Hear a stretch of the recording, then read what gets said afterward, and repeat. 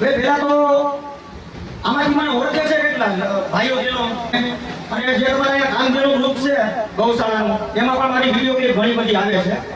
જો તમે કદાચ જોતા હશો અને ના જોતા હોય તો એ વિડીયોને જરૂરથી ખોલી લો કે આપણે અત્યારે જોઈએ છે કે ઘણા બધા ગૌવંશ ગાય હોય, નંદી હોય, બળદ હોય, એની પરિસ્થિતિ અત્યારે કેટલી બધી વિકૃત છે, એની ઉપર કેટલા બધા અત્યાચાર થાય છે, ઘણી બધી ક્રૂરતા થાય છે કે બળદને મારવામાં આવે, ભસડા મારવામાં આવે, જંગલમાં છોડે. હમણાં લગભગ 6-8 મહિના પહેલા આ તમારા જે કાકા સાહેબ હોય છે ને બળદને કોઈ જંગલમાં મૂકી આવ્યું કે એ બળદ એને નડતો હોય છે જે કાંઈ પ્રશ્ન હોય એને રમેશભાઈ ગોદાવલે મને જાણ કરી આવી આવી રીતના અમારે ગામમાં પ્રશ્ન આવી તો રમેશભાઈ એવું કરે છોડાય ગામમાં લઈ આવ્યો ફરી પાછો કોઈ બાંધી આવી અને જંગલની વચ્ચે એવી રીતે બાંધે છે કે કોઈ હાવત કે દીકરો આવી અને એને ખાઈ જાય. તમારા આસપાસના વિસ્તારનો હોય છે ત્યારે ઘણી મહેનત કરી મેં રમેશભાઈ અમારા ગ્રુપના યુવાનો એ બળદને છોડાવીને અમે એને આગળ ગૌશાળામાં મોકલ્યો.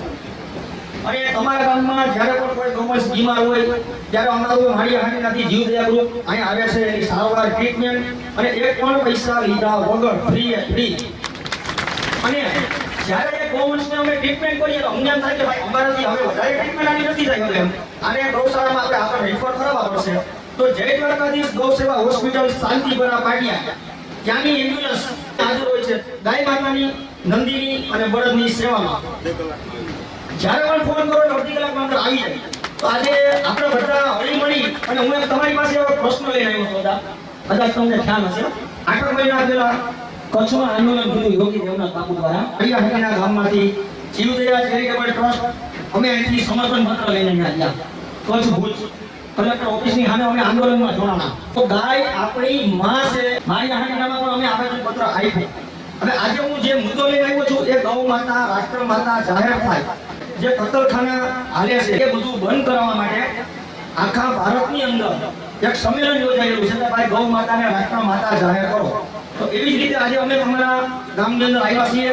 એક અમે લેટર પેડ લઈને આવ્યા છીએ કે એમાં તમારું નામ, તમારો નંબર અને તમારી સિગ્નેચર ગૌ માતા માટે આપો. આજે આપણે બધાને એક થઈને કરવાનું સારું છે. અમે એકલા નહીં કરીએ કે બધાનો સાથ સહકાર બધાનો જોઈએ, નાના મોટા. તો જ્યારે પણ આ કથાનો પૂર્ણવિરામ થાય ત્યારે અમે બહાર ટેબલ નાખીને બેસીશું. લેડીઝ અને જેન્ટ્સ કોઈ પણ વિચાર કર્યા વિના ગૌ માતા માટે તમારે અમને 1 મિનિટ આપવાની છે. ગૌ માતા રાષ્ટ્ર માતા જાહેર થાય સરકારશ્રીને આપણે આવેદન પત્ર આપીએ.